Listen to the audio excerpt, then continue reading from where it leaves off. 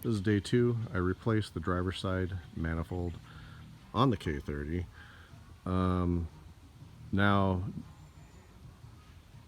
I went to take it for a drive and the other side is leaking. And I don't know whether that's just because I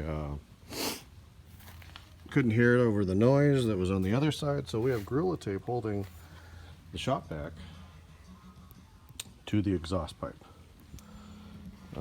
So the shop vac has been switched from the inlet to the outlet so it blows out instead of sucking in.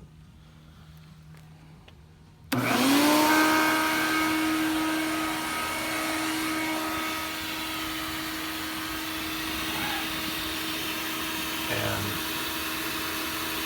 that is leaking, the bung that I welded up. But if I cover that, I can still feel air coming out up here. So